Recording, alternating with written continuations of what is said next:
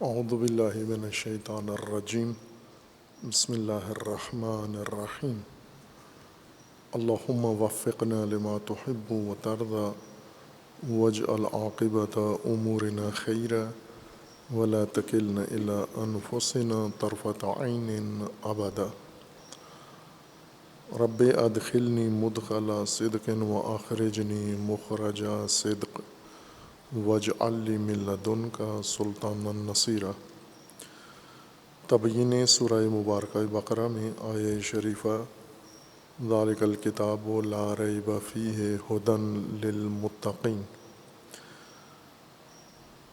اس آیہ کریمہ میں تعارف کتاب کا ہے اور اس تعارف میں جو عناوین حق تعالیٰ نے انسان کو کتاب سے آگاہ کرنے کے لیے بیان فرمائے ہیں، وہ مفردات میں ایک کتاب ہے،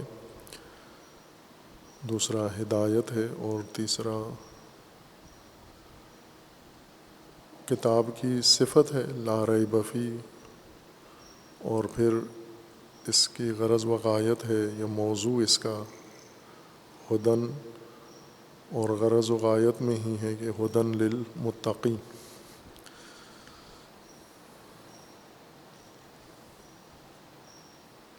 ان تمام معارف میں کتاب کا ایک رائج معنی کیا گیا ہے جو خود قرآن کے اندر دیگر تمام مقامات میں کتاب کے معنی کے ساتھ، قرآنی معنی کے ساتھ زیادہ سازگار نہیں ہے، بلکہ کتاب کا مصداق کتاب کا معنی قرار دیا گیا ہے، جس سے ابہام آخر تک رہتا ہے۔ ان تمام آیات میں یا مکمل کلام الہی میں چونکہ کتاب کا صحیح مفہوم منعکس نہیں ہوتا۔ دوسرا مطلب ہے کہ یہ کتاب لا ریب فیہ ہے، نفی ریب و شک اس کتاب سے کیا گیا ہے تاکہ انسان کا، مخاطبین کا اس کے اوپر اعتماد و اطمینان قائم رہے، اور جو اس کتاب کے متعلق، اس آئین کے متعلق شکوک و شبہات ایجاد کرتے ہیں، ان کے شکوک و شبہات سے بھی کتاب کے پڑھنے والے اور کتاب کی پیروی کرنے والے محفوظ رہیں اور مطمئن رہیں۔ یہ ہدایت ہے، یہ کتاب ہدایت بھی اپنے لغوی و قرآنی معنی کے مطابق جو ان دونوں میں مطابقت ہے، ان امور کا مجموعہ جو انسان کے لیے اللہ تعالیٰ نے مقرر فرمائے ہیں، واضح، روشن، نمایاں امور، معرفت سے بھی ان کا تعلق ہے اور عمل سے بھی۔ ان امور کے ذریعے سے انسان اپنی زندگی کا مکمل نظام حاصل کرتا ہے، سمجھ جاتا ہے، اور زندگی کا راستہ اور زندگی کا مقصد و ہدف پا لیتا ہے۔ وہ تمام مجموعہ ہدایت ہے۔ قرآن کریم مکمل طور پر ہدایت ہے۔ تمام آیات قرآن کریم، تمام صورتیں قرآن کی اور تمام الفاظ قرآن کریم کے البتہ اس ترکیب اور ترتیب کے ساتھ ہدایت ہیں جو اللہ نے اس کے اندر ایجاد کی ہے۔ وہ ترتیب اور ترکیب بھی ہدایت کا حصہ ہے، جزء ہدایت ہے۔ اگر اس ترتیب و ترکیب کو ہم نظر انداز کریں گے تو ایک رکن ہدایت گویا ہم نے گرا دیا ہے، اور ہدایت کا کوئی بھی رکن اگر مفقود ہو، عمل ہدایت مکمل نہیں ہوتا۔ جیسا کہ ہم موجودہ نسل میں اور سابقہ تاریخ میں دیکھتے ہیں کہ قرآن کے بارے میں نہایت اہتمام کے باوجود ہدایت مفقود ہے۔ اور اس کی وجہ یہ ہے کہ ہدایت کے ارکان نظر انداز کر کے ان سے چشم پوشی کر کے باقی ماندہ قرآن کو مقدس کتاب کے طور پر اور متبرک کتاب کے طور پر لیا جاتا ہے، پڑھا جاتا ہے، پڑھایا جاتا ہے، اور اس پورے تعلیم و تعلم میں ہدایت مفقود ہے، چونکہ وہ ترکیب بھی نظر انداز ہے اور ترتیب بھی نظر انداز ہے، اور غیر ہدایتی مقاصد کے لیے قرآن کو استعمال میں لایا جاتا ہے یا قرآن کی طرف رجوع کیا جاتا ہے، اور ایسا رجوع قرآن کی طرف جس میں ہدایت نہ ہو اس کی نفی کی گئی ہے، خود قرآن نے بھی کی ہے اور رسول اللہ صلی اللہ علیہ وآلہ وسلم نے بھی اس رجوع کو بے خاصیت اور غیر مفید قرار دیا ہے۔ اس میں کوئی خیر نہیں ہے جس قرآن خوانی میں اور جس قرآن فہمی میں ہدایت نہ ہو،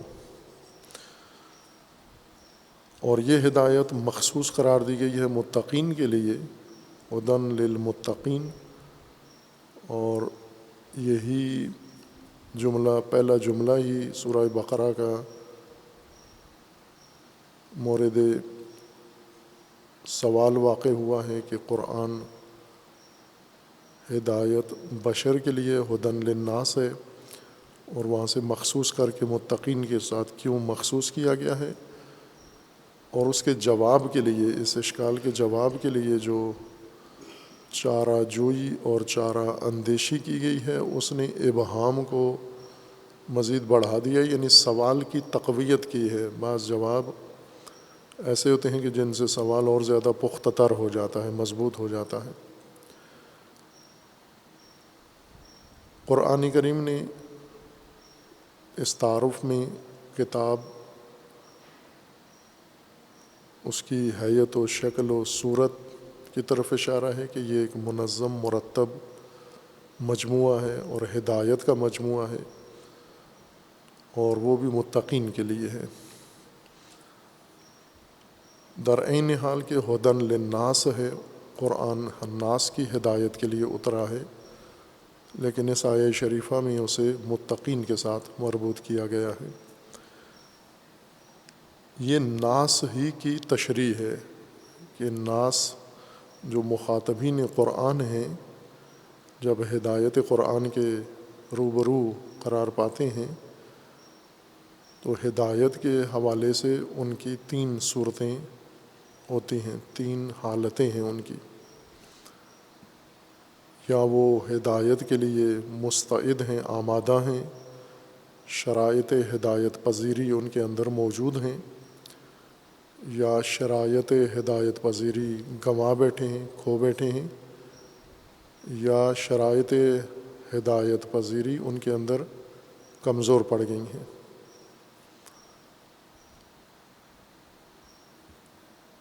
رائج معانی، وہ معانی جو زمانہ گزرنے کے ساتھ ساتھ تعلیم، تعلم اور گفتگو کے ذریعے ذہنوں میں راسخ ہو گئے ہیں، یہ قرآن فہمی میں بڑی رکاوٹ ہیں۔ یہ قرآن کا فرمانا یہ ہے کہ ہدایت ہے، کتاب ہدایت ہے، اس کو تجربہ کیا جائے ان رائج معانی کے ساتھ، رائج ترجموں کے ساتھ اور رائج تفاسیر کے ساتھ قرآن کا انسان اسی غرض سے مطالعہ کرے کہ قرآن ہدایت ہے، اور پھر آخر میں اس مطالعہ کا نتیجہ خود دیکھے کہ کتنی ہدایت اس کو قرآن سے نصیب ہوئی ہے اپنی روزمرہ زندگی میں، اپنی معمول کی زندگی میں کتنی ہدایت اس نے لی ہے، کون سی امور زندگی کے اس کے لیے اور اس کے ہم نو دیگر انسانوں کے لیے قرآن نے جو ہدایت پیش کی ہے وہ کتنی ہے۔ وہ یہ تجرباتی چیز ہے، اس کو جو قابل تجربہ چیز ہے اور تجربے میں روزمرہ گزر رہی ہے جو چیز، اسے تاریخی حوالوں سے نہیں ثابت کرنا چاہیے اور نہیں کیا جا سکتا۔ مثلاً آج اس مہینے میں، جون کے مہینے میں گرمی ہے یا گرمی نہیں ہے، یہ ہم سابقہ تاریخ سے حوالے لا کے نہیں ثابت کر سکتے کہ اس جون کے مہینے میں ہمارے شہر میں یا ہمارے ملک میں گرمی ہے یا نہیں ہے۔ یہ حصی امر ہے۔ حصی امر کو تاریخی حوالوں سے نہیں مدلل کر سکتے آپ۔ حصی امر کو احساس سے اور حس سے آپ نے ثابت کرنا ہے۔ قرآن کتاب ہدایت ہے۔ خوب اسی نیت سے، اس غرض سے قرآن کا رائج مفاہیم، رائج معانی، رائج ترجمے، رائج تفسیروں کی روشنی میں آپ پورے قرآن کا مطالعہ کریں جیسا کہ ہو رہا ہے، اور پھر آخر میں نتیجہ نکالیں۔ ایک ایک سورہ کا مطالعہ کریں اور پھر نتیجہ نکالیں کہ ہدایت کیا نصیب ہوئی ہے آپ کو، ایک عام آدمی کو۔ ان رہنما کتابوں اور رہنما منابع کی روشنی میں کوئی عالم دین مطالعہ کرے، کوئی عام آدمی پڑھا لکھا، کوئی بھی شخص یہ کام کرے، پھر اندازہ کرے کہ کتنی ہدایت ان معانی کے توسط سے اس کے نصیب ہوئی ہے۔ خوب سوائے تعبدی امور کے، یعنی جن کو اس نے ان ترجموں یا تفاسیر پہ تعبداً اعتماد کرتے ہوئے انہیں ہدایت سمجھ لیا ہے، ان کے علاوہ اور وہ انہی امور کے بارے میں اگر اس سے سوال کریں، وضاحت کریں تو وضاحت نہیں کر سکتا۔ باقی کسی چیز کے متعلق کوئی وضاحت نہیں ہوئی، روشنی نہیں آئی، ابہام ہی پیدا ہوا ہے، تو یہ تو ہدایت کے منشور اور ہدایت کے منبع کے منافی ہے کہ آپ کسی اور علم کے متعلق اگر کتاب لیں رہنما، اور اس رہنما کتاب کا مطالعہ کریں اور آخر میں کہیں کہ کچھ بھی حاصل نہیں ہوا، تو یہاں قابل غور بات ہے کہ یہ پڑھنے والا نااہل تھا، ناتوان تھا، یا کتاب کے اندر کوئی کمی ہے۔ دوسرے کو دیں، دوسرا بھی یہی نتیجہ لیتا ہے، تیسرے کو دیں، تیسرا بھی یہی نتیجہ لیتا ہے، تو پھر ہمیں یہ غور کرنا ہوگا کہ یہ کس مبنا اور کس بنیاد کے تحت کتاب کا مطالعہ کر رہا ہے، یہ کتاب کو معنی و مفہوم کس طرح سے دریافت کر رہا ہے، کن بنیادوں پر۔ قرآن کریم لا ریب ہے اور کتاب ہدایت ہے۔ اس لا ریب ہدایت کی کتاب کو ہدایت کی غرض سے پڑھیں۔ کتنی واضح ہدایت، چونکہ ہدایت نام ہی واضح امور کا ہے، نمایاں امور کا ہے، روشن امور کا نام ہدایت ہے۔ وہ کتنی وضاحتیں ہو جاتی ہیں زندگی کے مختلف شعبوں کے متعلق۔ پھر کہتے ہیں کہ قرآن میں کلیات ہیں، ہمیں حدیث کی طرف رجوع کرنا ہے، اور حدیث کی مدد سے پھر قرآن کا ابہام دور کیا جاتا ہے۔ قرآن کے بجائے حدیث سے زیادہ ہدایت لی جاتی ہے۔ عملی تجربہ یہ ہے کہ احادیث زیادہ ہدایت کا منبع ہیں، زیادہ قابل اعتماد یا زیادہ ہدایت پر مشتمل اور ہدایت کے مطالب سے غنی منبع حدیث ہے بنسبت قرآن کے۔ ہم اس کو اسلامی علوم میں بھی جستجو کریں، شریعت کے احکام و فتاویٰ میں بھی جا کر دیکھیں کہ وضاحت کہاں سے زیادہ ملی ہے، تو ظاہر حدیث کی طرف زیادہ رجوع ہوتا ہے۔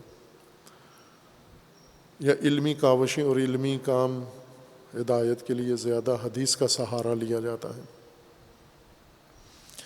اس کی ایک بڑی وجہ یہ ہے، یہ جو قرآن سے ہمیں واضح ہدایت نظر نہیں آتی، جبکہ قرآن ہدایت ہے مسلماً اور لا ریب ہدایت ہے، اس کی یہ وجہ ہے کہ جن مبانی کے ساتھ ہم قرآن کی طرف جاتے ہیں، ان کی وجہ سے قرآن کی ہدایت ہمیں واضح نظر نہیں آتی، اس میں ابہام ہوتا ہے، اور جن مبانی کے ساتھ ہم حدیث میں جاتے ہیں وہ مبانی ایسے نہیں ہیں، وہاں پر جو معانی اور مفاہیم احادیث کے سمجھنے میں ہم پہلے سے حاصل کر کے ذہن میں اور پھر حدیث کی طرف رجوع کرتے ہیں، وہ معانی ہمیں مدد دیتے ہیں حدیث کو سمجھنے میں، اور جن معانی کے ذریعے، جن مفاہیم کے ذریعے ہم قرآن کی طرف رجوع کرتے ہیں، وہ باعث بنتے ہیں کہ ہم قرآن سے محروم رہ جائیں۔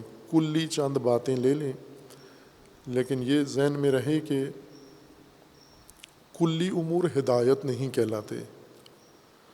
ہدایت حتماً متشخص ہو، جزئی ہو، قابل عمل ہو۔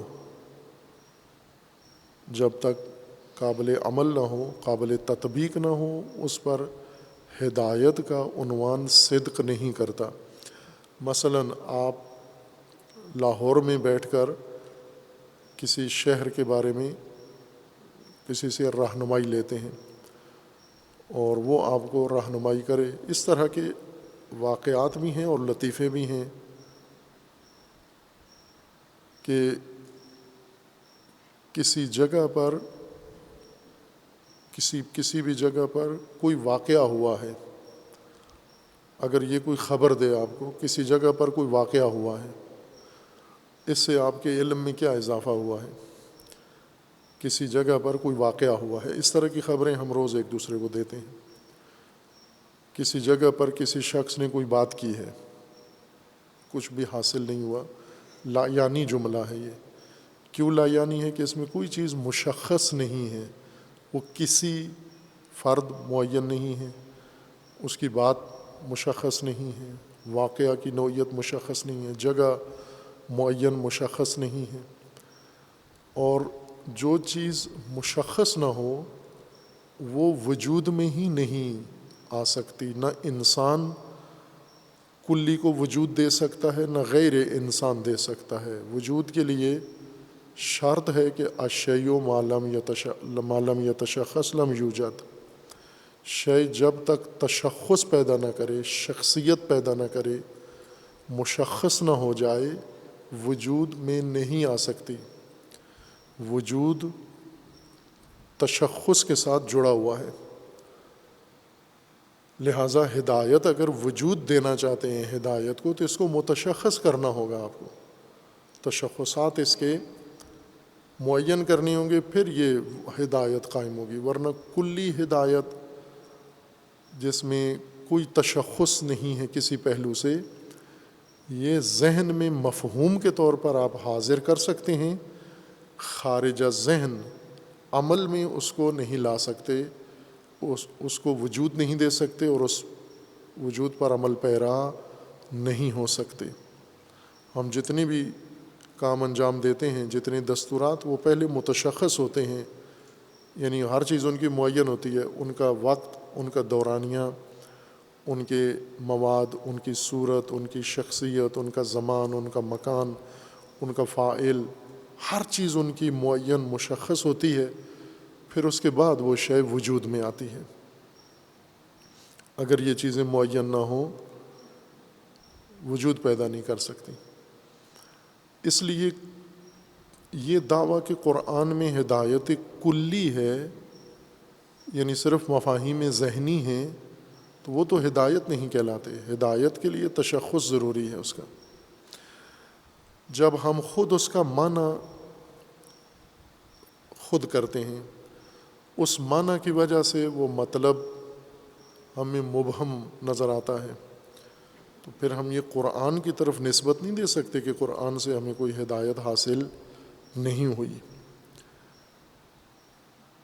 جس معنی کو ہم نے قرآن کو دیا ہے وہ معنی مبہم ہے، ہم نے ابہام اپنے ذہن میں پیدا کیا ہے اور دوسروں کے لیے ایجاد کیا ہے۔ ورنہ قرآن کا یہ فرمان ہے کہ اس کی ہدایت بین ہے، اس کی ہدایت بیان ہے، اس کی ہدایت مبین ہے، اس کی ہدایت تبیان ہے، اور اس کے علاوہ دیگر خصوصیات جو قرآن کریم نے ذکر کی ہیں، جس میں ریب نہیں ہے، جس میں باطل نہیں ہے، جس میں شک نہیں ہے، جس میں کوئی ابہام نہیں ہے، بالکل واضح اور روشن۔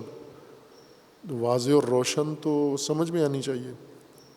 یہ مبین کس طرح انسان کے لیے غیر واضح ہو گئی ہے؟ ان رائج معانی کی وجہ سے۔ اس سے ہدایت اپنے رخ سے بھی ہٹ گئی ہے۔ یعنی کیوں کتاب ثواب، کتاب تبرک، کتاب مقدس کے حد تک رہ گئی ہے، اور کتاب آئین، کتاب دستور، کتاب منشور نہیں رہی؟ یہ اس وجہ سے جو تدریجاً قرآن کے نزول سے لے کر آج تک سب نے محنت کر کے قرآن کے جو معانی پیش کیے ہیں اور جن کی وجہ سے ابہام پیدا کیا ہے، جس کی وجہ سے ہدایت کا منشور غیر ہدایتی نظر آنا شروع ہوا ہے، یہ اس وجہ سے ہے۔ خوب پس ضروری ہے کہ ہم ان رائج معانی کو مد نظر رکھتے ہوئے دقت و تدبر کے ساتھ قرآن کو سمجھیں۔ جہاں رائج معانی درست ہیں، قرآن کے اندر شاہد قرینہ موجود ہے کہ یہ معانی درست ہیں، وہ درست ہیں، لیکن جہاں پر رائج معانی برخلاف قرآن ہیں، وہاں پر ہم صحیح معنی کو تشخیص دیں قرآن ہی کی مدد سے۔ اب رائج معانی کے تحت جب ہم متقین کا معنی کرتے ہیں تو متقین بنتا ہے ایک با تقوی لوگ، پرہیزگار لوگ، اور جو مفہوم تقوی کا نہایتاً خلاصہ ہے، تقوی کا مطلب یعنی صالحین، نجات یافتہ مومنین اور پاکیزہ پرہیزگار لوگ، جن کی زندگی میں کوئی عیب، کوئی خلل، کوئی نقص، کوئی کمی نہیں ہے، ہر لحاظ سے بہترین لوگ، یہ ہم تقوی کا رائج معنی کرتے ہیں۔ پھر فوراً سوال اٹھتا ہے کہ ان کو ہدایت کی کیا ضرورت ہے؟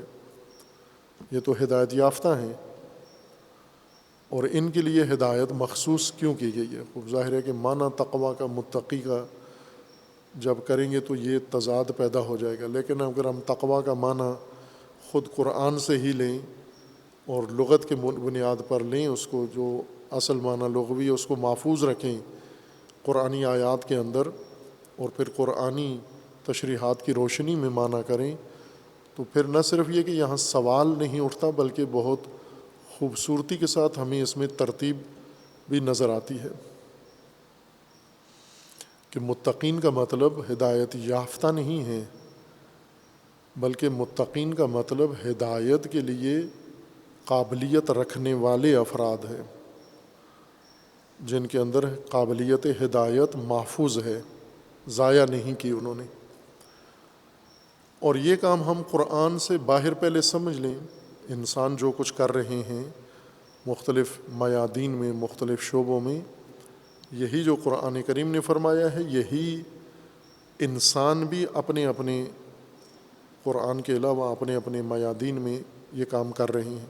مثلاً علمی ادارے، جہاں ایک معیار ہے، کچھ علمی ادارے علمی نام ہے ان کا، ان میں نہ تعلیم ہے نہ علم ہے، ایک کاروبار ہے وہاں پر۔ ظاہر ہے وہاں کوئی معیار نہیں ہوتا، نہ طالب علم کے لیے کوئی معیار ہوتا ہے، نہ کتاب کا کوئی معیار ہوتا ہے، نہ معلم کا معیار ہوتا ہے، انہیں کسی طرح سے روزگار چلانا ہے۔ یہ اس وجہ سے صراحت ضروری ہے، چونکہ ہم جن تعلیمی اداروں سے آشنا ہیں یا جنہیں تعلیمی مراکز سمجھتے ہیں، وہ زیادہ تر اس قسم کے ہیں۔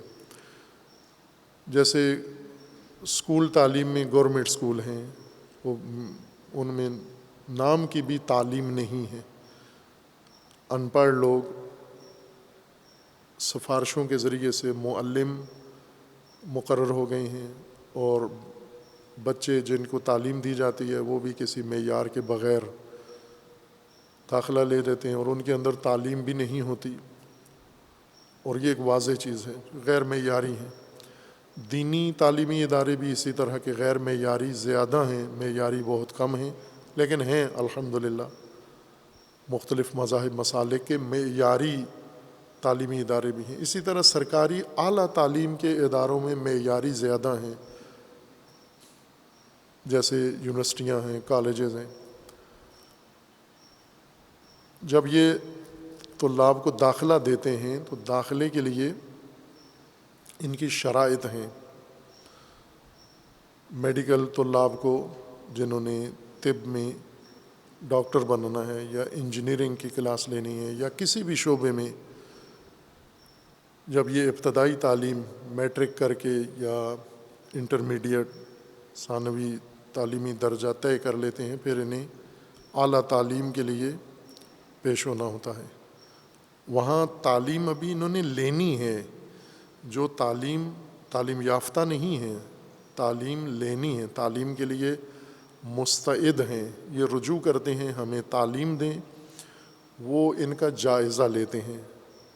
پہلے ایک ان کا امتحان، ورودی امتحان لیتے ہیں، انٹری ٹیسٹ ہوتا ہے ان کا، ان کے سابقہ کارکردگی دیکھتے ہیں، پھر اس کے بعد ایک بہت ہی سخت گیر قسم کا ان کا انٹرویو لیتے ہیں، علمی انٹرویو۔ اس میں کیا چیز تشخیص دے رہے ہیں؟ اصل تو انہوں نے تعلیم دینی ہے اس کو، اور تعلیم کا نصاب، جیسا نصاب کے اندر بھی لکھا ہوا ہے کہ پوری قوم کے لیے یہ نصاب ہے۔ مثلاً پاکستان کے تعلیمی اداروں کا نصاب پوری قوم کے لیے، قوم کے بچوں کے لیے یہ نصاب ہے۔ وہ قوم کے بچے جب آتے ہیں تعلیم حاصل کرنے، تو قوم کے بچوں کی آزمائش لی جاتی ہے، ٹیسٹ لیا جاتا ہے کہ یہ اس تعلیم کے قابل ہیں یا نہیں ہیں۔ پچھلے امتحانوں میں کتنے نمبر لیے ہیں، پھر موجودہ تعلیمی درجے اور سلسلے کے لیے کتنے آمادہ ہیں، ان کا امتحان بھی لیا جاتا ہے، انٹرویو بھی لیا جاتا ہے، اور اسی میں تشخیص دی جاتی ہے کہ یہ اگلی اعلیٰ تعلیم کے قابل ہیں یا نہیں ہیں۔ یہ جو تشخیص دے رہے ہیں یہ تقویٰ ہے، یہ دیکھنے کے لیے کہ یہ متقی ہیں یا نہیں ہیں، چونکہ جو اعلیٰ تعلیم کا نصاب ہے یہ للمتقین ہے۔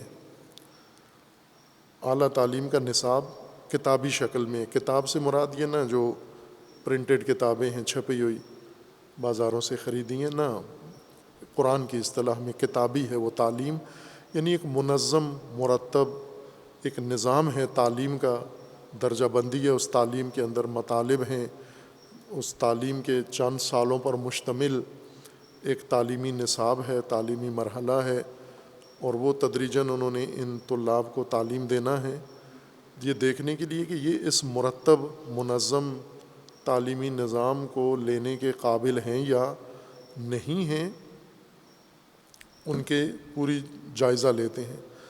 اس جائزے میں مشخص کرتے ہیں کہ یہ متقی ہے یا نہیں۔ متقی سے مراد یعنی اعلیٰ تعلیم کے لائق قابل ہے یا نہیں، یعنی اعلیٰ تعلیم کے لیے جو صلاحیت ہے اس نے محفوظ رکھی ہوئی ہے یا نہیں، ضائع کر بیٹھا ہے یا حاصل ہی نہیں کی۔ یہ تعلیمی تقویٰ اس کا تعین ہوتا ہے۔ وہ اکثریت رد ہو جاتے ہیں کہ یہ نہیں ہے، اس قابل نہیں ہے۔ اول جنہوں نے 88% نمبر نہ لیے ہوں وہ ویسے ہی اس میں کہا جاتا ہے کہ اہل نہیں ہیں۔ جنہوں نے نمبر لیے ہوئے ہیں پھر ان کا جب ٹیسٹ لیا جاتا ہے کچھ اس میں سے نکل جاتے ہیں کہ یہ اہل نہیں ہیں، پچھلے امتحان میں کسی بھی وجہ سے اس نے نمبر لے لیے تھے، اب نہیں ہے اہل۔ پھر جب انٹرویو لیا جاتا ہے تو اگر نمبر سارے پورے ہوں وہاں پر اس کو رد کر دیتے ہیں، یہ اہل نہیں ہے۔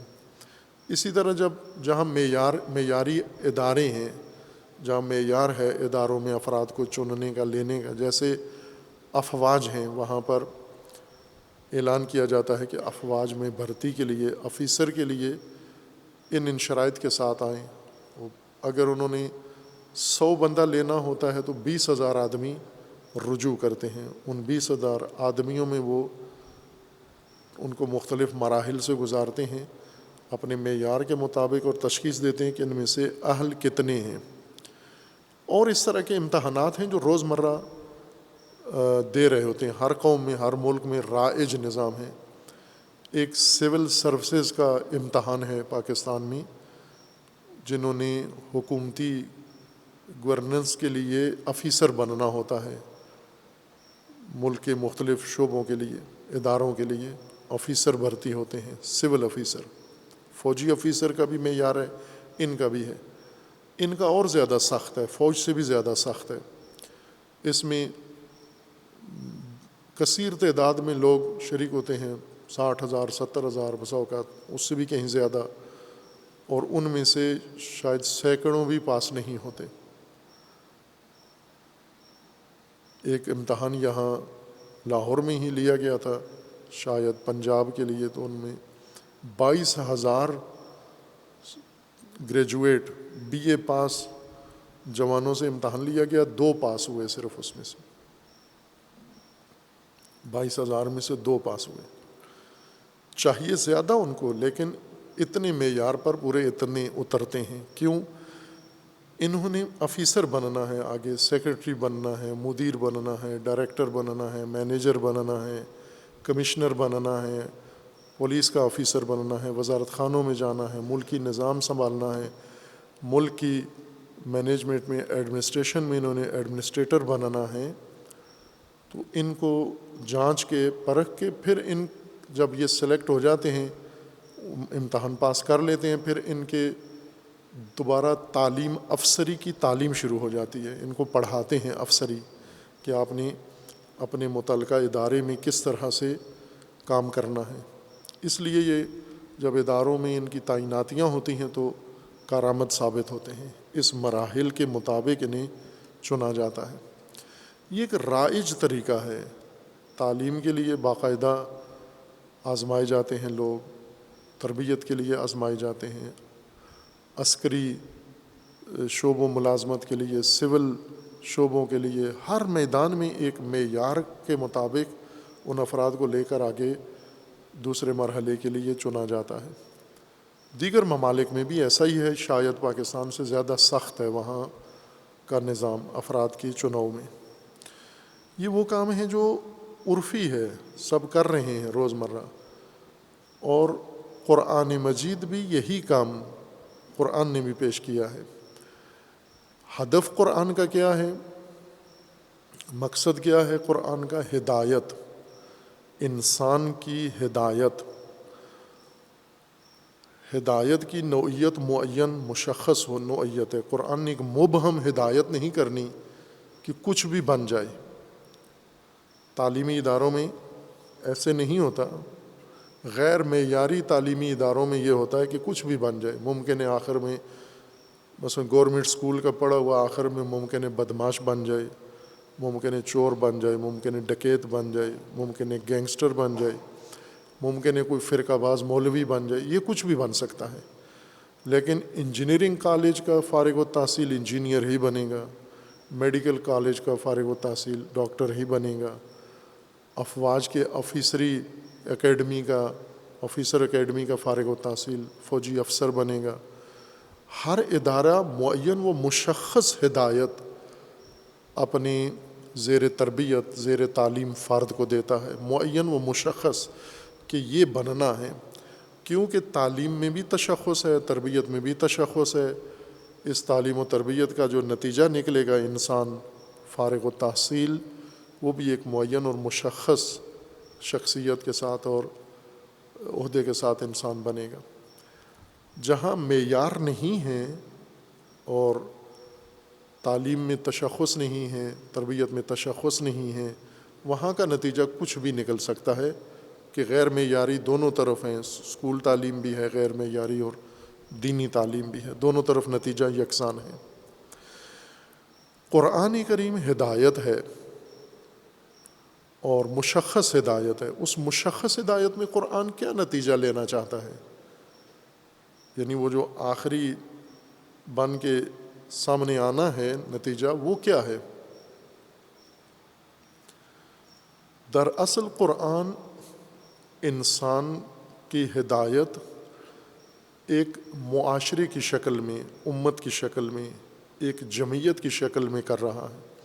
ہدایت اس طرح قرآن کی تدوین کی گئی ہے کہ اس نصاب ہدایت کے بعد جو چیز سامنے آئے گی وہ ایک معاشرہ، ایک سماج وجود میں آئے گا، ایک سوسائٹی تشکیل پائے گی اس ہدایت کے نتیجے میں۔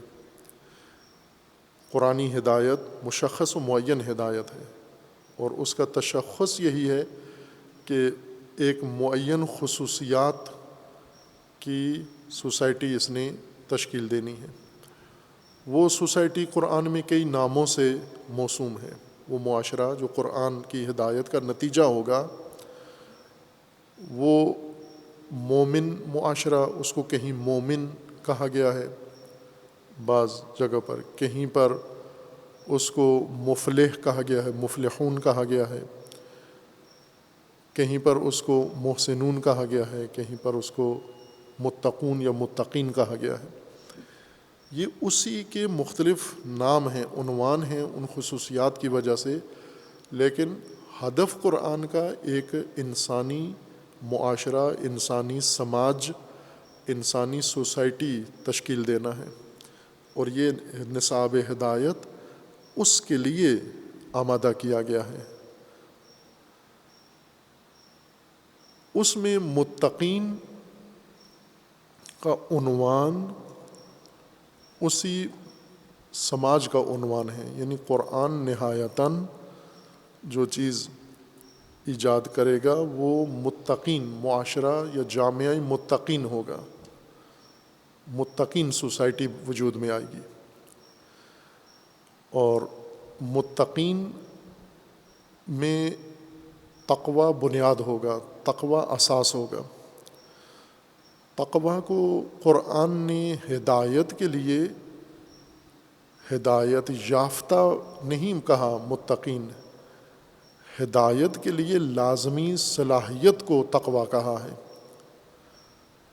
یعنی جس کو ہم آج کی رائج پاکستان کی مخلوط زبان بیچاری زبان میں، واقعاً اردو بیچاری ترین زبان دنیا میں ہے، چونکہ ایسے افراد کی زبان ہے جو خود باختہ اور خود سے متنفر قوم کی زبان ہے. اردو احساس حقارت میں مبتلا لوگوں کی زبان بن گئی ہے، اردو بولتے ہوئے بھی جن کو شرم آتی ہے. اس لیے اس زبان کو غنی و مستغنی نہیں کر سکے. زبان کے لیے کوئی الفاظ نہیں ہے. ابھی بھی آپ ڈکشنریوں میں بھی تلاش کریں آپ کو نہیں ملیں گے یہ الفاظ. مثلاً بٹن، بٹن انگلش ہے لفظ، اردو میں بٹن کو کیا کہتے ہیں؟ پائپ. یہ تو انگلش ہے لفظ پائپ، اردو کے لفظ نہیں ہے. اردو میں کیا کہتے ہیں پائپ کو؟ کچھ بھی نہیں کہتے. اردو دانوں میں یہ شعور ہی نہیں تھا کہ کم از کم پائپ نہیں بنا سکتے، پائپ کے لیے لفظ تو بنا لیں ہم. بٹن نہیں بنا سکتے، بٹن کے لیے لفظ تو اپنا ہونا چاہیے، اردو کا لفظ ہونا چاہیے جو اردو کے اندر، اور ہیں موجود، نہ کہ نہیں ہے. بٹن کے لیے اردو لفظ ہے، لیکن وہ آباء و اجداد اردو کو معلوم تھا، ان کی اولاد کو معلوم نہیں ہے، یہ اجنبی. یہ لفظ اسی طرح رائج ہو گئے ہیں. پروگرام کی اردو کیا ہے؟ کوئی نہیں ہے اردو اس کی. اسی طرح روزمرہ الفاظ جو استعمال کرتے ہیں، مائک، مائک کی کیا اردو ہے؟ کوئی اردو نہیں ہے. ٹیلی ویژن کی کیا اردو ہے؟ کوئی اردو نہیں ہے. ریڈیو کی کیا اردو ہے؟ کوئی نہیں ہے. اسی طرح جن کی تھی اب تو ان کی بھی ختم ہو گئی ہے. یہ الفاظ ان کی اردو بنائی ہی نہیں ہے، چونکہ یہ بیچارے لوگ اور بیچاری زبان مظلوم ہے. اس بیچاری زبان میں ایک لفظ استعمال کیا جاتا ہے انگلش کا، کوالیفیکیشن. کوالیفیکیشن وہ مرتبہ جو کسی دوسرے مرتبے کے لیے صلاحیت کے طور پہ لحاظ کیا جاتا ہے.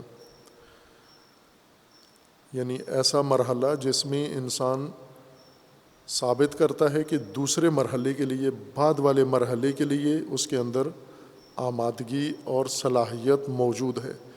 کھیلوں میں آپ نے سنا ہوا ہے، چونکہ کھیل کی زبان زیادہ سمجھتے ہیں ہمارے لوگ.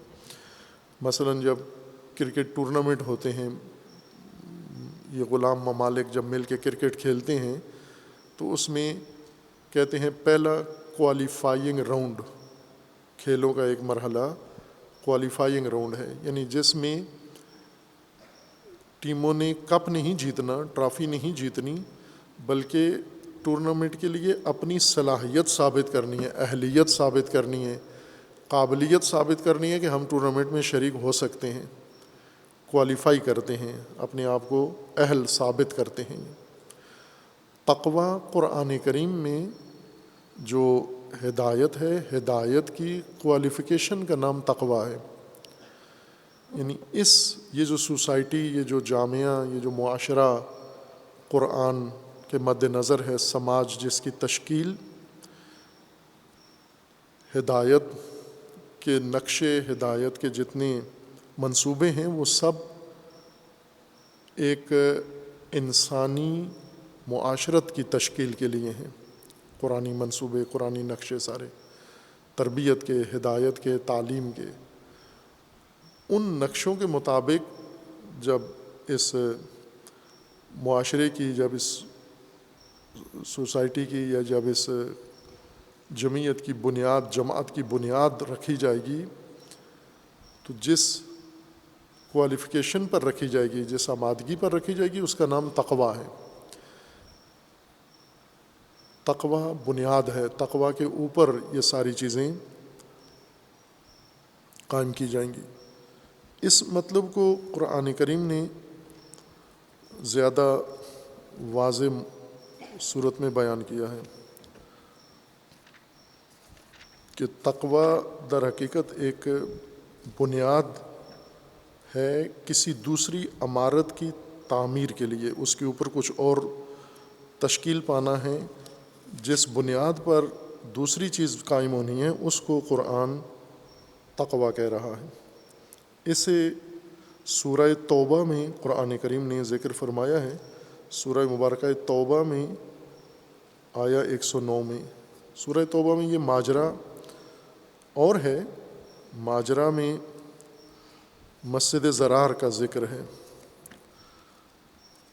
کہ کچھ نام نہاد مسلمانوں نے رسول اللہ کے عہد میں، رسول اللہ کی موجودگی میں مسجد بنائی، دین کا مرکز بنایا، اور قرآن نے اس کو کہا کہ یہ بہت ہی نقصان دہ مرکز ہے، تباہ کن مرکز ہے یہ۔ یعنی دین کے نام پر بنا ہوا مرکز دین کی بنیاد ویران کرنے کے لیے ہے، لہٰذا اس کو ڈھا دیا جائے۔ اور یہ جیسا مدینہ میں ہوا کہ دینی مرکز بنایا گیا اور ضرار ہونے کی وجہ سے گرا دیا گیا، یہ عمل تکرار کی ضرورت ہے۔ یہ کام ضرار مدرسے، ضرار مسجدیں، ضرار امام بارگاہیں، ضرار تعلیمی ادارے، ضرار تنظیمیں، ضرار دفتر کثرت سے ہیں۔ اس وقت ایک تھی، آج زمین بھری ہوئی ہے ان سے، اور یہ ضرار دین کے نام پر بنے ہوئے یہ مراکز یہی فساد و تباہی و نفاق و منافقت پھیلا رہے ہیں۔ سورہ مبارکہ توبہ میں آیا 109 میں ہے، افمن اسسا، پہلے وہی مسجد کا ہی ذکر ہے، مسجد ضرار کا، لیکن ہم تقوی کی وہ حیثیت جو قرآن مقرر کر رہا ہے اس کو ملاحظہ کرتے ہیں۔ افمن اسس بنیانہ علی تقوی من اللہ و رضوان خیر ام من اسس بنیانہ علی شفا جرف حار فانہار بہ فی نار جہنم واللہ لا یہدی القوم الظالمین۔ اب یہاں پر مصداق سامنے مسجد ضرار ہے۔ مسجد ضرار میں بنیادی خرابی کیا تھی؟ بنیاد اس کی تقوی پر نہیں تھی، اس کام کی بنیاد تقوی نہیں تھا، یہ اس میں بنیادی خرابی تھی۔ اس کی اینٹیں، اس کا مسالہ، اس کا پلستر، اس کی سریا سیمنٹ خراب نہیں تھا، اس کی بنیاد خراب تھی، بنیاد تقوی پر نہیں تھی۔ افمن اسس بنیانہ علی التقوی، یا رسول اللہ کو حکم ہے کہ لا تقم فیہ ابدا لمسجد اسس علی التقوی من اول یوم احق ان تقوم فیہ رجال یحبون ان یتطہروا واللہ یحب المطہرین۔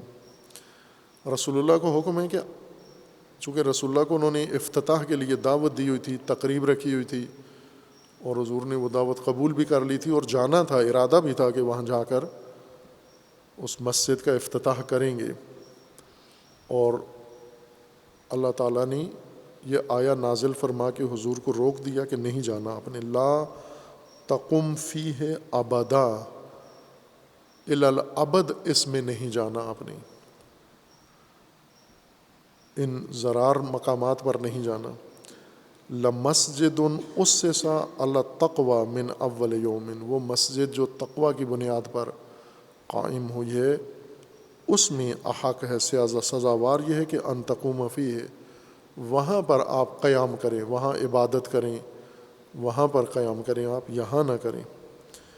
پھر نیچے ہے افمن اسس بنیانہ علی تقوی من اللہ، اور جس نے تاسیس کی بنیان عمارت اپنی تقوی پر اور رضوان الہی پر، وہ خیر ہے، یا جس نے بنیان رکھی علی شفا جرف ہار، ایک پھسلتے ہوئے گرتے ہوئے کنارے کے اوپر جو مسلسل کٹ رہا ہے، گر رہا ہے، گرتے ہوئے کنارے کے اوپر جس نے بنیاد رکھی، وہ مناسب ہے آپ کے لیے۔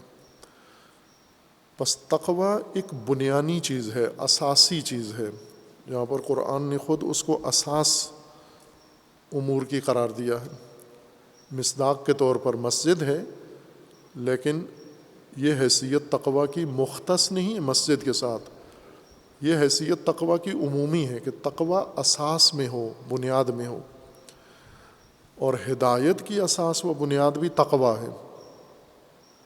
تقوی ایک کوالیفیکیشن ہے، ایک آمادگی کا نام ہے جو ہدایت کے لیے ضروری ہے، اس لیے یہ ہدایت ان کے لیے ہے، چونکہ اوپر تعمیر کیا کرنا ہے، جس کی بنیاد تقوی پر ہو، اس میں چاہیے کیا، بنانا کیا چاہتے ہیں، ایک انسانی معاشرہ، انسانی جماعت، ایسی مملکت جو معاشرہ متقین معاشرہ کہلائے، مومن معاشرہ کہلائے، یا دیگر نام جو قرآن کریم نے اس کو عطا کیے ہیں، وہ سارے نام اس کو دے سکتے ہیں آپ، لیکن بہتر ہے وہی نام جو قرآن کریم نے بتائے ہیں وہ نام اس کے اوپر منطبق ہوں، کہ وہ توحیدی معاشرہ ہو، وہ ایسا معاشرہ ہو جس میں انسان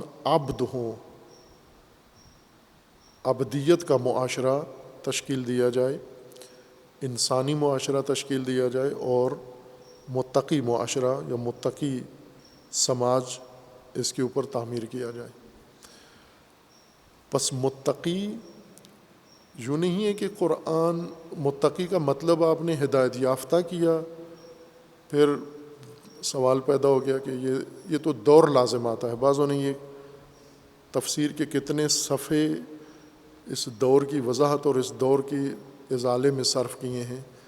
پہلے یہ بیان کہ دور لازم کیسے آتا ہے، دور اس طرح سے لازم آتا ہے کہ متقی کہتے ہیں ہدایت یافتہ، متقی وہ ہے جو ہدایت یافتہ ہو، اور ہدایت کس کو دینی ہے، متقی کو، تو ہدایت کے لیے متقی ہونا ضروری ہے، متقی ہونے کے لیے ہدایت ضروری ہے، یا ہدایت موقوف ہے متقی ہونے پر، متقی ہونا موقوف ہے ہدایت کے اوپر، تو یہ دور لازم آتا ہے۔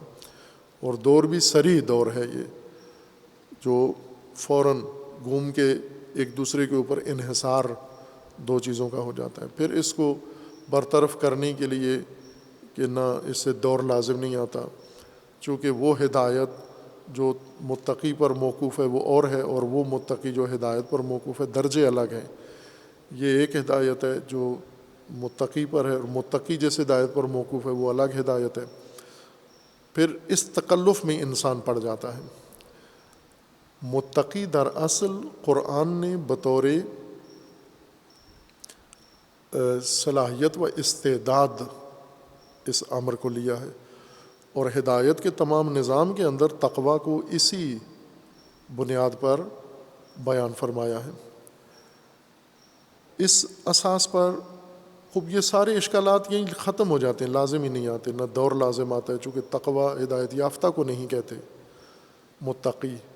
متقی اس انسان کو کہتے ہیں جو جس نے حفاظت کی ہوئی ہو، سیانت کی ہوئی ہو، تحفظ دیا ہوا ہو اپنی صلاحیتوں کو، اپنی آمادگی کو۔ جس طرح تعلیمی ادارے میں متقیوں کو داخلہ دیا جاتا ہے، متقیوں سے مراد پرہیزگار اور نمازی اور وہ نہ، یعنی باصلاحیت، محنتی، ذہین۔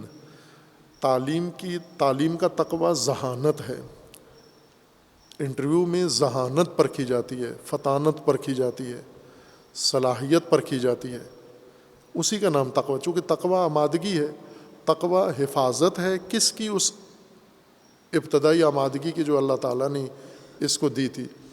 یہ جو آپ نے ریجیکٹ کر دیے ہیں یا کچھ کے فارم ہی نہیں لیے، یہ کون ہیں؟ یہ سواء علیہم انذرتہم ام لم تنذرہم۔ انہوں نے نہ صلاحیت ہے، ذہانت ہے ان کے اندر، اور نہ ہی اتنے نمبر لیے ہیں انہوں نے، یا سرے سے ڈگری نہیں ہے ان کے پاس، یہ تو سرے سے اپلائی بھی نہیں کر سکتے۔ ان میں یہ بھی شرط نہیں ہے کہ یہ یہاں داخلے کے لیے اپنی درخواست جمع کرا سکیں، اور وہ جن کی درخواستیں رد ہو گئی ہیں، وہ درخواستیں جمع ہو گئی تھیں لیکن رد ہو گئیں، یہ کون ہیں؟ یہ کمزور، ان کو انٹرویو میں کمزور پایا ہے، ان کو ٹیسٹ میں کمزور پایا ہے، ضعیف پایا ہے، یہ نہیں ہے۔ ایک طبقہ، ایک جماعت، اقلیت ان میں سے اس نے ثابت کیا کہ وہ آمادہ ہیں اس کام کے لیے۔ قرآن نے جو ہدایت آمادہ کی ہے انسان کے لیے، وہ ہر انسان کی ہر حالت میں نہیں لاگو ہو سکتی، انسان کو اس کے لیے آمادگی کی ضرورت ہے۔ یہ جو ایک اور ہمارے ذہنوں میں تصور ہے نا کہ ہدایت کا مطلب یہ ہے کہ انسان کوئی بھی کسی بھی حالت میں ہو، ہدایت اس کے لیے ہے اور وہ ہدایت کے لیے ہے، اور کسی نہ کسی طریقے سے یہ ہدایت اس کو مل جائے گی اور یہ کسی نہ کسی طریقے سے ہدایت پا جائے گا۔ جیسے ہم یہ کہیں کہ ہر پاکستانی ہر تعلیم کے لیے آمادہ ہے اور ہر تعلیم ہر پاکستانی کے لیے ہے۔ بھلے پاکستان میں جو تعلیمی نظام ہے وہ سب پاکستانیوں کے لیے، پوری قوم کے لیے ہے، لیکن اس قوم کے اندر جو آمادہ افراد ہیں، مستعد افراد ہیں، یوں نہیں ہے کہ اول سے یہ لکھا ہوا ہے کہ یہ اشرافیہ کے لیے ہے، یہ افسروں کے بچوں کے لیے ہے، نہ، یہ تعلیم پاکستان کی قوم کا تعلیمی ادارہ ہے، ہر پاکستانی اس میں تعلیم حاصل کر سکتا ہے، اس شرط پر کہ پہلے اپنی صلاحیت ثابت کرے۔ پس وہ جو عمومیت ہے تعلیم کی وہ محفوظ ہے اپنی جگہ، وہ ختم ہی نہیں ہوئی، یوں نہیں ہے کہ اس کو مخصوص کر دیا گیا ہے۔ یہ پہلے تو آپ نے کہا تھا تمام پاکستانیوں کے لیے ہے، یہ پاکستانی آیا اس کو کیوں داخلہ نہیں دیا؟ بھلے آپ بھی کہتے ہیں تمام پاکستانیوں کے لیے، ہر پاکستانی اس تعلیمی ادارے میں داخلہ لے سکتا ہے، ہر تعلیم لے سکتا ہے۔ کا مطلب یہ نہیں ہے کہ یہ بلا صلاحیت و بے ملاک و بے منات تعلیم ہے، اس کے لیے ایک ملاک ہے، معیار ہے، وہ ملاک اس کا وہ تقویٰ ہے۔ تقویٰ جو علم اخلاق نے ہمارے ذہنوں میں ٹھونسا ہے، وہ اخلاق میں تو بہترین چیز ہے لیکن باقی چیزوں میں وہ خرابی کر رہا ہے۔ ہم جہاں بھی تقویٰ کا نام آتا ہے فوراً وہ تلقینات اخلاقی کو تقویٰ سمجھ بیٹھتے ہیں۔ تقویٰ یعنی پرہیزگار لوگ، زاہد لوگ، پاکیزہ لوگ، متقی، اس قسم کا ذہن میں آتا ہے نا، فوراً معاشرے کے اندر چند شخصیات ہوتی بھی ایسی ہیں ان کی طرف ذہن چلا جاتا ہے۔ متقی وہ جو خبریں بھی نہیں سنتا، جو اخبار بھی نہیں پڑھتا، جو ٹیکسی میں نہیں بیٹھتا، جو کسی کی شادی میں نہیں جاتا، کسی کے ہاں جاتا نہیں ہے، بس اپنے کام سے کام رکھتا ہے، یہ ہمارے یہاں متقی کا تصور ہے۔ قرآن ان کے لیے آیا ہے، یہ جو بالکل کسی کام کے لیے نہیں ہے، انفٹ۔ جیسا حج کے لیے، حج کہتا ہے کہ حج فٹ لوگوں کے لیے ہے، من استطاع الیہ سبیلا، لیکن ہم ڈھونڈ کے خاندان کا انفٹ بوڑھا حج کے لیے سلیکٹ کرتے ہیں کہ مثلا جوان ہے، ملازمت ہے، کاروبار کرتا ہے، پیسے جوان کے پاس ہیں، مالک یہ ہے، حج کے لیے ماں باپ کو بھیجتا ہے. ماں باپ مستطیع نہیں ہے، بیٹا مستطیع ہے، ماں باپ جسمانی طور پر بھی حج کے لائق نہیں ہیں. لیکن یہ جو حج کا ہمیں سمجھایا گیا ہے معنی کہ حج ایک کار واش سسٹم ہے دینی، جس طرح کوئی گاڑی دھونے کے لیے ڈال دیتے ہیں نا اندر اس کار واش میں، تو وہ گھوم کے آتی ہے بالکل دھلی ہوئی سرف کے ساتھ اور پاؤڈر کے ساتھ اور بالکل چمکی ہوئی ہوتی ہے. ماں باپ کو اس کار واش میں ڈالا، نکل کے آئیں گے بہترین. یہ تو فٹ لوگوں کا کام ہے. حج جہاد کی طرح بہت سخت عبادت ہے، یعنی در حقیقت عبادت سے زیادہ یہ ایک مشق ہے، ایک مشق ہے فٹ لوگوں کے لیے، صحت مند لوگوں کے لیے. استطاعت میں مالی استطاعت ہو، صحت کے لحاظ سے استطاعت ہو، باقی حوالوں سے استطاعت ہو، یعنی فٹنس ہو، پوری فٹنس والا آدمی جائے وہاں. ہم اسی جگہ انفٹ آدمی بھیجتے ہیں جا کر کثرت ثواب کے لیے. بلکہ واجب حج بیٹے پر ہے، ماں باپ پر واجب ہی نہیں ہے، لیکن وہ سمجھتا ہے کہ میں ماں باپ کو حج کراؤں، میں بھی بخشا جاؤں گا، ماں باپ بھی بخشے جائیں گے. میں واجب حج ترک کر دوں، مجھے کوئی گناہ نہیں ہے، یہ غیر واجب حج ماں باپ کو کرا دوں، انفٹ لوگوں کو، ہم سب کی بخشش ہو جائے گی. اب یہ تعلیم دی ہے ہم نے، حج کی اس طرح سمجھایا ہے، تو یہ تصور بنائے نا اس کو. تقوی ہم نے یہ کہا ہے کہ یہ دوری کمر والا بندہ، جھکی ہوئی گردن والا بندہ اور میلے کپڑوں والا بندہ، آستینیں پھٹی ہوئی یہ بندہ، یہ با تقوی بندہ ہے. رومال بھی نہیں ہے ناک صاف کرنے کے لیے، اس کے خط نہیں بنواتا داڑھی کے مثلاً یا بالوں کے، نہاتا نہیں ہے کئی دن، اتنا با تقوی ہے. با تقوی تو قرآن کا با تقوی کون ہے؟ بہترین صحت مند انسان، یعنی محفوظ، صحت محفوظ، ذہانت محفوظ، اصالت محفوظ، فطرت محفوظ، پاکیزگی محفوظ، ہر چیز اس کی، جو انسانیت محفوظ، قدریں محفوظ، جو اللہ نے اس کی ذات میں رکھا ہے وہ پورا محفوظ، ایک چیز ضائع نہیں ہونے دی اس نے. یہ انسان ہے، شعور محفوظ اس کا، غبی نہیں ہے، کندذہن نہیں ہے، ڈھل نہیں ہے. یہ نہیں ہے کہ ایک بات 10 دفعہ سمجھاؤ پھر بھی سمجھ نہیں آتی. ہم اتفاقاً اسی کو کہتے ہیں بہت با تقوی آدمی ہے، اس کو 99 دفعہ سمجھا چکے ہیں لیکن ابھی بھی اس کے ذہن میں بات نہیں آئی، اتنا با تقوی انسان ہے. یہ تحریف ہے، انحراف ہے یہ معنی میں. اسی نے قرآن کو بے معنی کر دیا ہے، اس تفسیر نے اور اس ترجمے نے.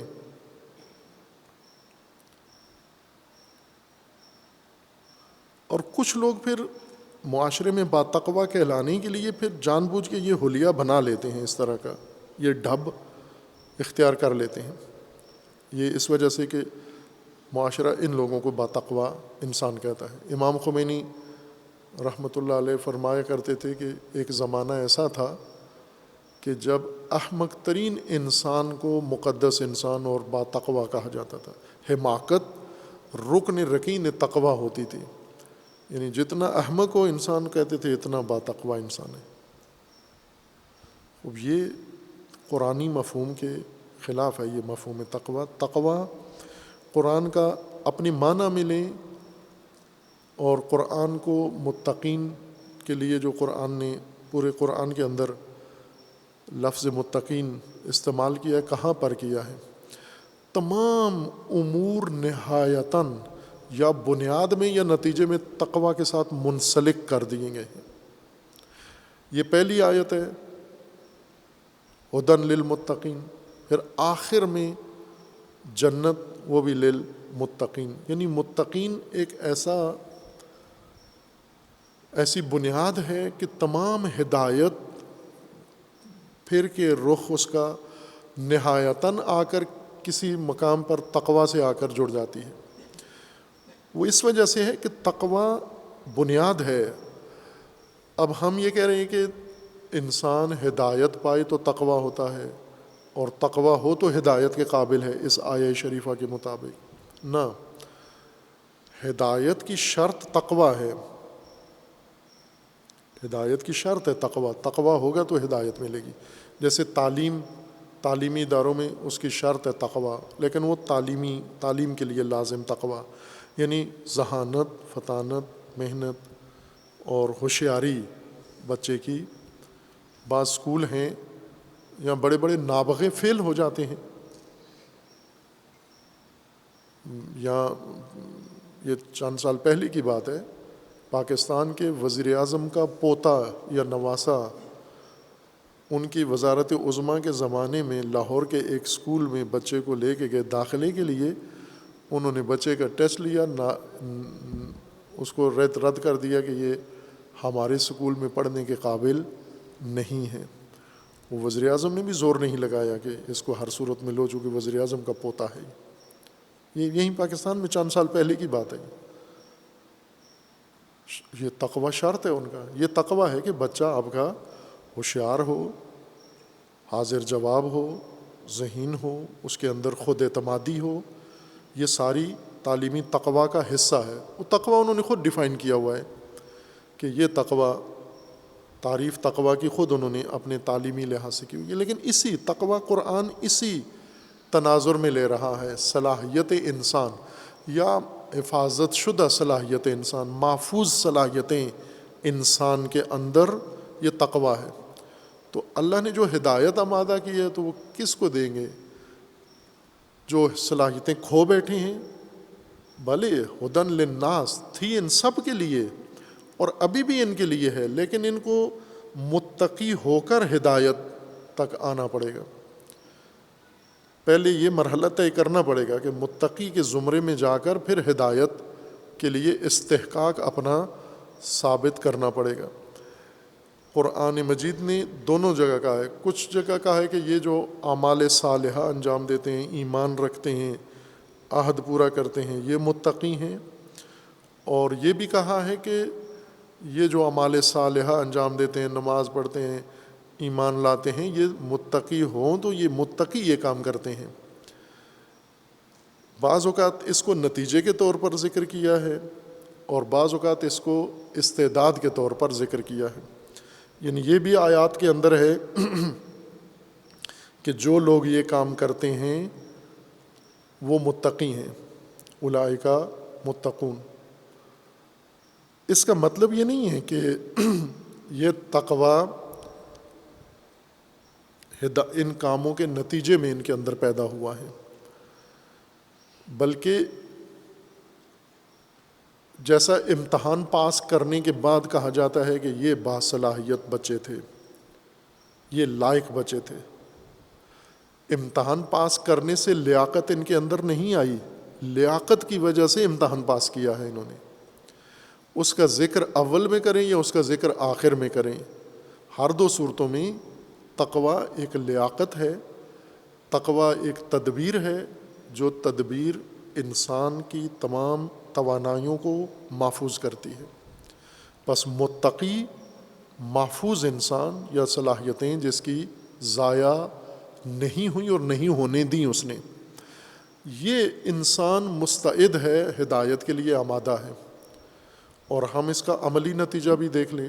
مثلا ہدایت جب پیش ہوتی ہے، رسول اللہ صلی اللہ علیہ وآلہ وسلم ہدایت پیش کرتے ہیں اہل مکہ پر. سب عرب ہیں، سب زبان سمجھتے ہیں، سب کی زبان عربی ہے، فصیح عربی ہے، اور یہ ہدایت ان کے اوپر پیش ہوتی ہے. اور یہ کچھ قبول کرتے ہیں، کچھ نہیں کرتے. فرق کیا ہے ان میں؟ فرق یہی ہے کہ قرآن خود کہہ رہا ہے کہ کچھ ایسے ہیں کہ سواء علیہم انذرتہم ام لم تنذرہم لا یؤمنون، صلاحیتیں کھو بیٹھے. کچھ ایسے ہیں فی قلوبہم مرض، ضعیف ہیں، کمزور ہیں، یہ دو راہے پر ہیں، یہ یا بالکل ختم ہو جائیں گے اگر یہ راستہ جاری رکھا نفاق والا، تو یہ انہی کے زمرے میں چلے جائیں گے جو صلاحیتیں کھو بیٹھے ہیں. جیسے امتحانوں میں یہ نتیجہ سامنے آ جاتا ہے، کچھ پاس ہو جاتے ہیں، یہ مستعد تھے، کچھ سپلی آ جاتی ہے ان کی، یہ کمزور تھے، کچھ تمام مضامین میں فیل ہو جاتے ہیں، یہ بے صلاحیتیں، اپنی صلاحیتیں رد، ان کو نکال دیا جاتا ہے یہاں سے. خوب پس ذالک الکتاب لا ریب فیہ ھدی للمتقین، قرآن کا مقصد، اصل جو ہدف قرآن ہے وہ ایک منتشر ہدایت نہیں ہے، ایک نظام یافتہ مرتب ترتیب یافتہ ہدایت ہے۔ اس ہدایت کا ہدف ایک انسانی معاشرہ کی تشکیل ہے، ایک منظم سماج کی تشکیل ہے، جو اس ہدایت کے اصولوں کے مطابق ایک کاروان تشکیل دینا ہے انسانیت کا، جس کو یہ سفر صراط مستقیم کا باہم طے کرنا ہے۔ معاشرتی ہونے کی وجہ سے باہم ضروری ہے، بے ہم نہیں ہو سکتا، یہ سفر طے نہیں ہو سکتا، بے ہم باہم سفر طے ہوگا۔ اور اس باہم رکھنے کے لیے ان کو سماجی تشکیل ان کی ضروری ہے، معاشرتی تشکیل ان کی ضروری ہے، یعنی وہ جو اجتماع ہے، جامعہ ہے، وہ بنانا ضروری ہے۔ اس جامعہ کی بنیاد تقویٰ پر ہوگی، اس صلاحیت کا نام، اس استعداد کا نام، اس کوالیفیکیشن کا نام تقویٰ ہے، اس کی بنیاد پر سارا ڈھانچہ رکھا جائے گا۔ اب ان کے لیے فرائض ہیں، فرائض یہ ہیں کہ وہ ایمان بھی لائیں گے، اقامہ صلاۃ بھی کریں گے، انفاق بھی کریں گے، ادیان کی تصدیق بھی کریں گے، اور دیگر جو اپنے معاشی اور معاشرتی اور اجتماعی و سماجی امور ہیں وہ سارے کے سارے پہلے سمجھیں گے، پھر ان کو جماعت کی صورت میں بجا لائیں گے۔ یہ جماعت کی بھی ان کو نئی ترغیب دینی ہے، کیونکہ غیر عرب بھی باجماعت کچھ کام کرتے تھے، کچھ کام نہیں کرتے تھے باجماعت۔ اجتماع کی تشکیل کے لیے ایک منتشر ریوڑ کو معاشرہ بنانے کے لیے، منتشر ریوڑ کو ایک دوسرے کے ساتھ ہم آہنگ کرنے کے لیے، ایک جماعت ان کی تشکیل دینے کے لیے، جم کرنے کے لیے ان کو، یہ خود ہدایت کا ایک اپنا باب ہے اہم۔ ہدایت کا ایک مرحلہ یہ ہے کہ اس سے پہلے کہ ان سے نمازیں پڑھواؤ، ان سے روزے رکھواؤ، ان سے اور جہاد کرواؤ، ان کو اور بڑے منظم کام ان کے حوالے کریں، پہلے ان کو جم کریں، ان کی جماعت بنائیں، ایک جامعہ تشکیل دیں، ہم آہنگ ہمسو کریں ان کو، تاکہ یہ مل کر سارے باہم اس نظم کو ایجاد بھی کریں اور اپنائیں، اور یہ سلسلہ آگے بڑھائیں جو اللہ تعالیٰ نے ہدایت کی صورت میں ان کے لیے مقرر فرمایا ہے۔ بس اصلی ہدف متقین، یعنی قرآن نے آغاز میں ہی تعارف جب کروایا کہ یہ کتاب ہے، ہدایت کی کتاب ہے، لا ریب ہے، للمتقین، متقین کے لیے ہے، یعنی متقین ہونا، متقی ہونا یہ اس کا ہدف ہے، اور متقی ہونا اس کی بنیاد ہے۔ ہدف میں یہ مانا کہ یہ آغاز اس ہدایت کا اسی سے ہوگا کہ یہ متقی جماعت، متقی سماج تشکیل پائے گا۔ متقی سماج کا مطلب یعنی مستعد سماج، آمادہ سماج، کوالیفائیڈ، جس نے اپنی آمادگی ثابت کر دی ہے کہ یہ اہلیت رکھتا ہے۔ خوب جب یہ اہلیت رکھتا ہے تو بسم اللہ، اب شروع ہو گئی ان کی ہدایت کا عمل، متقی کے زمرے میں آ گئے۔ لہٰذا ہم دیکھیں کہ رسول اللہ صلی اللہ علیہ وآلہ وسلم نے بعثت کے بعد کتنی عرصہ تک ان کو کوئی ایسے احکام نہ اترے، نہ رسول اللہ نے ان کے اوپر لاگو کیے، چونکہ ابھی تک یہ وہ متقی مستعد سماج میں تبدیل نہیں ہوئے۔ یہ متقی سماج یہ بنا ہے آ کر مدینہ میں۔ مکہ میں یہ تھے، بہترین انسان تھے، افراد تھے، لیکن سماج نہیں تھا، اور مستعد سماج نہیں تھا۔ یہ حامی تھے، ساتھی تھے، اور ان میں سے ہر ایک کی ایک بڑی عظمت تھی، ذاتی حیثیت سے، انفرادی حیثیت سے، لیکن جماعت کے لحاظ سے ابھی تک یہ کسی زمرے میں نہیں تھے۔ اس لیے وہاں سے جب نکلے اور مدینہ میں آئے، اور مدینہ میں آ کر جب یہ پہلی شرط انہوں نے ثابت کی کہ یہ متقی ہیں، یعنی ان کے اوپر یہ اب لاگو ہو سکتا ہے، لہٰذا ایک ایک کر کے فوراً شروع ہو گیا دین کا ترتیب سے، وہ ہدایت کا سلسلہ نصاب ترتیب وار طریقے سے شروع ہو گیا۔ مکہ کے اندر جتنی بھی آیات ہیں وہ ساری تشکیل اجتماع کے لیے ہیں، تشکیلاتی آیات ہیں ساری۔ اجتماع کے لیے معموریت کم ہے، تشکیلات زیادہ ہیں، نظم سازی زیادہ ہے، تنظیم سازی زیادہ ہے ان کی۔ جب یہ عمل ان کا تشکیل پا کے یہ ایک متقی مستعد سماج بنا، اب ان کے لیے آگے دوسرے احکام بھی ہو گئے۔ خوب یہ ہر نسل کے لیے ہے یہ قاعدہ، یوں تو نہیں کہ رسول اللہ صلی اللہ علیہ وآلہ وسلم نے یہ مراحل طے کہ یہ باقی نسلوں کے لیے یہ تمہید ختم ہو گئی ہے۔ خوب یہ متقی سماج یہ قرآن کا ہدف ہے، چونکہ قرآن کی ہدایت کا رخ ان کی طرف ہے۔ یعنی یہ سکول پاکستانیوں کے لیے ہے، لیکن یہ سکول مستعد پاکستانیوں کے لیے ہے، لائق پاکستانیوں کے لیے ہے، ذہین پاکستانیوں کے لیے، با استعداد پاکستانیوں کے لیے۔ تو کوئی یہ نہیں کہہ سکتا کہ آپ تو کہہ رہے تھے پوری قوم کے لیے سکول ہے، پوری قوم کے لیے ہے، لیکن پوری قوم کے مستعد افراد کے لیے۔ باقی سب کیا نہیں آ سکتے؟ آ سکتے ہیں، لیکن استعداد کے دروازے سے داخل ہوں گے۔ ہدایت تک آئیں گے سارے ہدایت کے لیے، لیکن تقویٰ کے دروازے سے سب آئیں گے۔ پس تقویٰ وہ پہلی اہلیت ہے جو انسان نے حاصل کرنی ہے، اس کے بعد ہدایت کے لائق ہو جاتا ہے، پھر اس کے بعد ہدایت کا عمل ہے۔ اور جیسا اشارہ کیا تھا کہ یہ ساری چیزیں درجات ہیں ان کے، جیسے علم کے درجات ہیں، تقویٰ کے درجات ہیں، ہدایت کے درجات ہیں۔ یوں نہیں ہے کہ تقویٰ ایک دفعہ حاصل ہو جاتا ہے پھر آخر تک اس تقویٰ کو قائم رکھنا ہے ڈگری کی طرح، نہ، یہ وہ امر ہے جس کو روزانہ تحصیل کرنا ہوتا ہے، روزانہ بڑھانا ہوتا ہے، اور روزانہ اس کے اندر صلاحیت بڑھتی جاتی ہے۔ بلکہ جب ہدایت کا عمل شروع ہوتا ہے، جیسے ذہانت کی تشخیص سے تعلیم کے لیے انسان اہل قرار پاتا ہے، اور جب تعلیم شروع ہوتی ہے تو سب سے علم بڑھنے سے پہلے صلاحیت بڑھنا شروع ہوتی ہے انسان کی۔ مثلا جب ہم پہلی کلاس میں آئے تھے تو وہاں سے علم شروع ہوا، الف با پڑھنا شروع کیا، الف با دیر سے سمجھ میں آیا، صلاحیت پہلے بڑھ گئی ہماری۔ یعنی ہدایت ایک کام کرتی ہے، ہدایت راستہ بھی بتاتی ہے، مقصد بھی بتاتی ہے، اور نظم بھی زندگی میں پیدا کرتی ہے، ساتھ ساتھ انسان کی صلاحیت کو بھی ہدایت بڑھاتی جاتی ہے۔ پس تقویٰ ہدایت کے ذریعے رشد کرتا جاتا ہے۔ ہدایت کے ساتھ ساتھ یہ کون سا تقویٰ ہے؟ یہ مزید ہدایت کی آمادگی کا نام ہے، چونکہ ہدایت ہر مرحلے میں تقویٰ کے ساتھ مشروط ہے۔ جب ہدایت تقویٰ کے ساتھ مشروط ہے تو جتنا تقویٰ ہوگا بے قدر تقویٰ انسان کو ہدایت ملنی ہے۔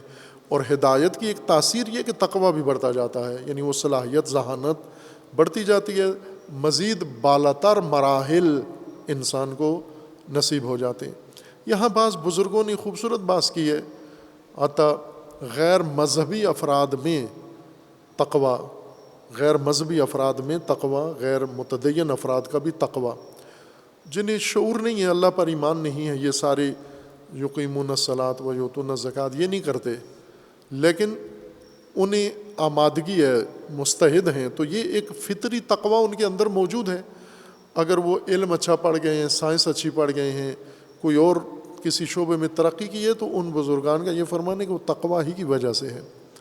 لیکن اسی معاشرے کے بے تقویٰ انسان، فاقد صلاحیت انسان، وہ کچھ بھی نہیں بنے۔ اسی طرح مومن معاشرہ ہو یا غیر مومن معاشرہ ہو، دونوں کے اندر وہ تقویٰ بنیاد بنے گا ان کی رشد کا۔ اب ہدایت جو اللہ نے رکھی ہے وہ بھی اسی بنیاد پر موقوف ہے، اور جو انسانوں نے ہدایت کا نظام بنایا ہوا ہے وہ بھی اسی بنیاد پر موقوف ہے، اور دونوں دنیا ہمارے سامنے ہیں۔ لیکن جو تقویٰ کا معنی رائج ہو چکا ہے، ظاہر ہے اس کو ہدایت کے ساتھ ربط دینا ایک مشکل کام ہے، اور اس کے لیے تکلفات مفسرین کو فراوان اٹھانے پڑے ہیں اور اٹھائے ہیں انہوں نے، تاکہ تقویٰ اور ہدایت کو آپس میں جوڑ دیں۔ باقی بعد میں انشاءاللہ۔ وصلی اللہ علی محمد۔